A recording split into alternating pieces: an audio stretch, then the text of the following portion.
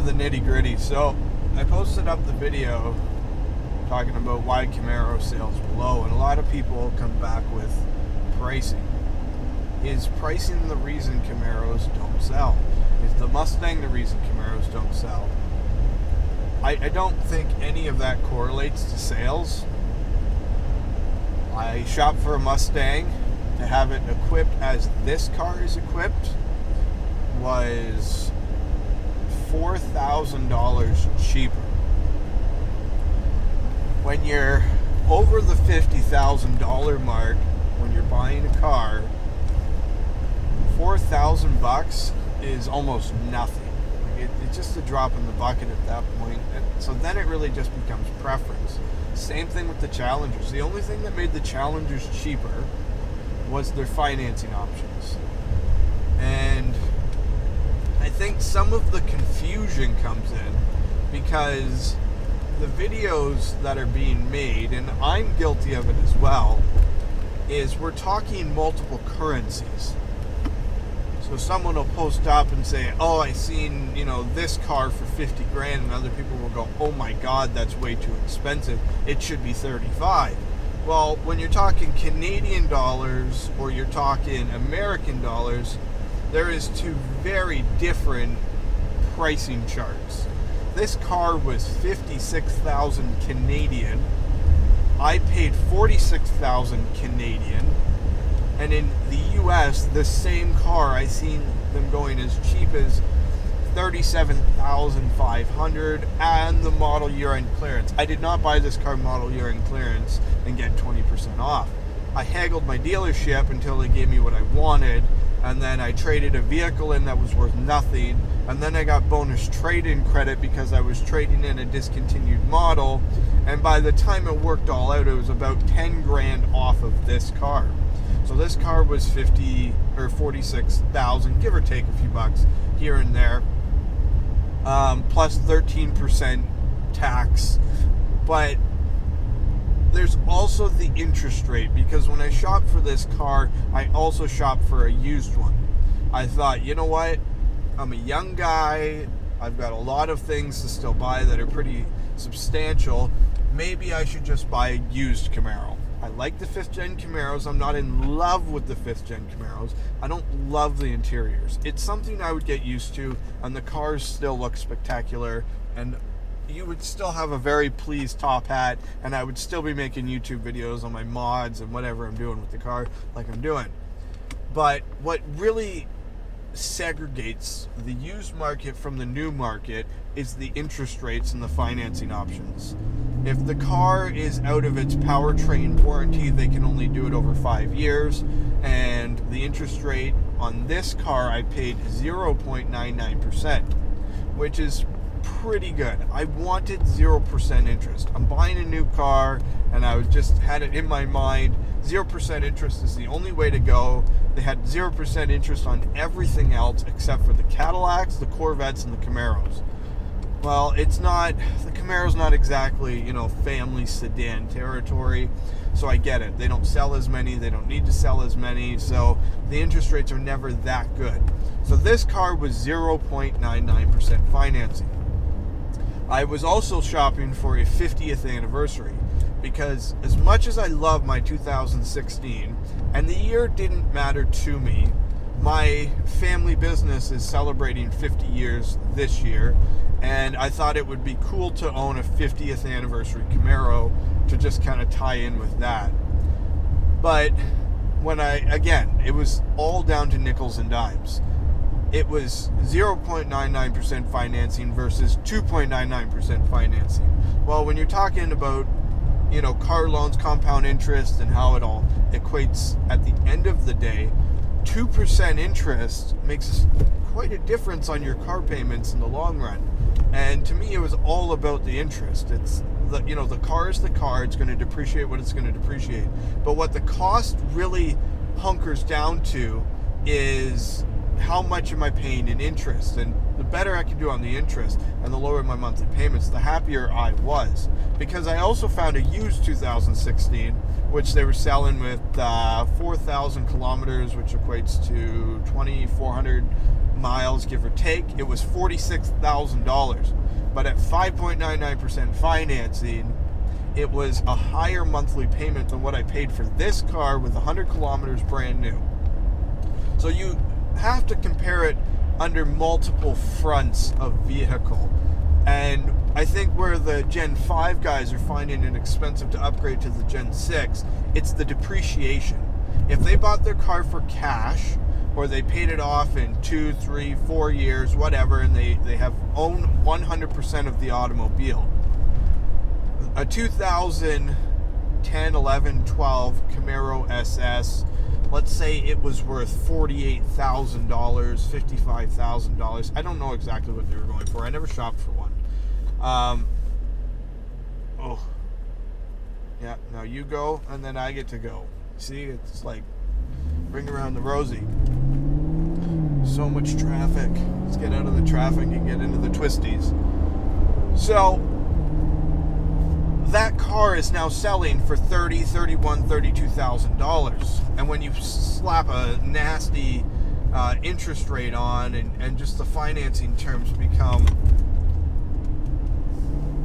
way, like far out left field, it loses the interest for me. And I look back and I was like, well, maybe it's just going to be cheaper in the long run if I just buy a new one. I mean, as far as I was concerned, I mean, the YouTubes were a go. So if I buy a new one, it will, cultivate a little bit more interest. And what I would really love to do is have this car paid off much, much sooner than the 7-year loan I took, and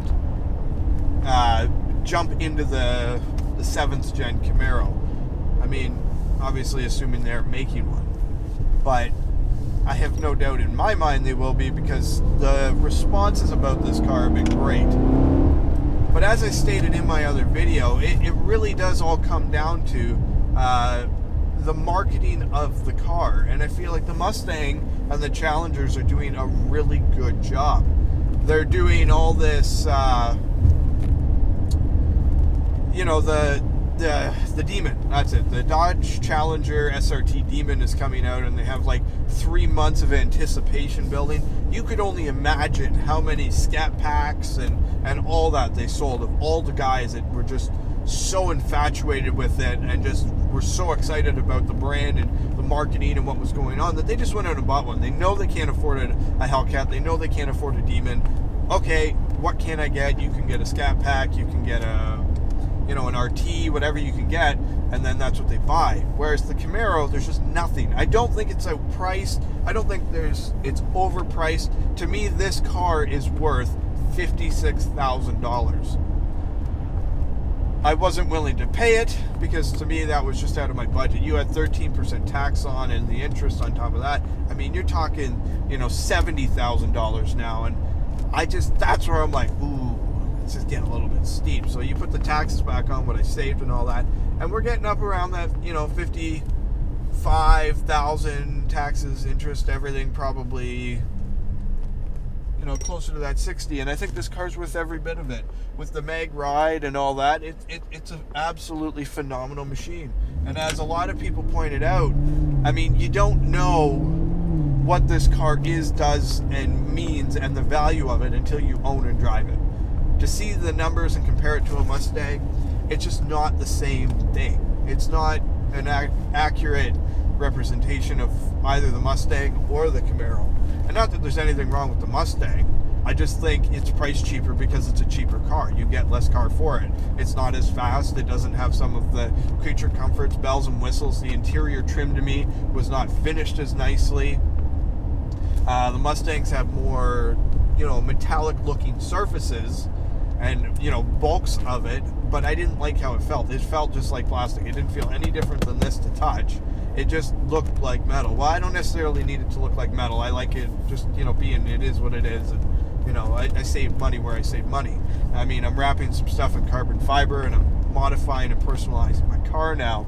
but that's stuff that I want out of it, and that's little things that I can do, both to teach me, to give me more videos and more things to do on the YouTube, and just it becomes a revolving circle. I got this done, I looked at it, and it's like, I'm going to redo this, guaranteed. I have zero doubt in my mind. I'm going to use a different carbon fiber. I'm going to go for a textured carbon fiber. It's going to be more of a matte finish, not a gloss. And I'm going to take the center console out next time, which will be another video of how to do that. It doesn't look overly difficult. I just didn't have the time or the means to do it. I needed my car that day, the next day. And so to rip it apart, I want to be able to have it apart for a few days where I don't have to drive it. I can take my time, do the best job I can, put it back together, and have an absolutely stunning beast. And up here, that carbon fiber right across the top, ooh, it's going to be beautiful. And to me, it's like, I feel like the price of the car reflects me having to do that. When I priced out this car in a Corvette equivalent with Meg Ride and, you know, heated cooled seats and everything that it had, I mean, you're talking $85,000 Canadian now.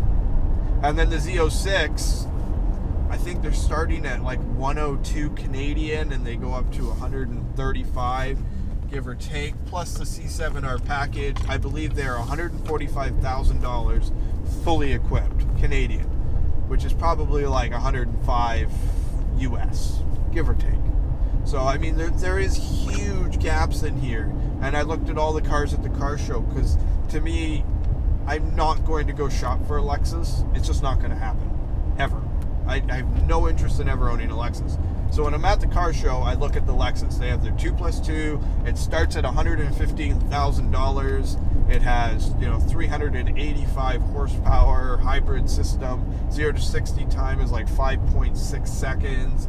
And I'm like, that is a lot of money. I don't know what in that car would ever excite me more than what this car does for its money. Leather wrapped dash, I mean, they're nice.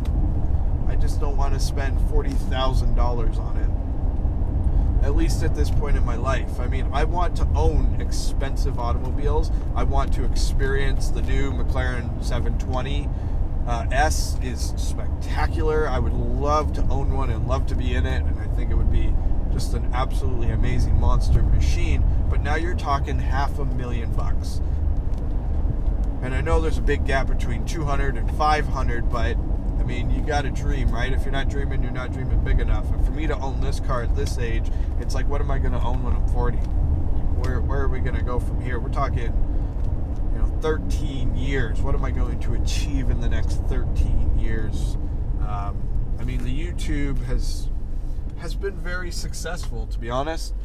I have worked very hard at it and committed a lot of time, but I mean, it's a learning time, and it gets a lot easier, and things get a lot more fluent, and I have no doubt that things will be much easier in months, years to come for me, because I'm trying to lay a foundation.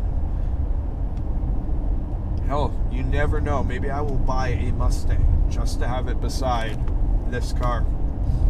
It would have to be a GT350 though. I think that car is the Mustang that speaks to me the most. Seen one of those at the show too. It was $85,000. It's a lot of money. A whole lot of money. Beautiful car. I mean, I'm not gonna knock it, but whew. So to summarize, not overpriced. You gotta get in it. You gotta sit in it. You gotta feel these seats and how delicious the steering wheel is, and just every little thing about it, and how it's all kind of intermingled with one another. And then you'll understand why it is priced where it's at. And I'm sure there will be lots of comments from owners below that just second, third, fourth, and fifth my validation on this. I mean, we are happy, very happy people. Very happy car owners, very happy auto enthusiasts. And why not? I mean, life's too short to get all nickel and dimey and butthurt about different things. So, everybody have a wonderful day. I'm going to go stretch out my back, which is extremely sore. So, behave yourselves.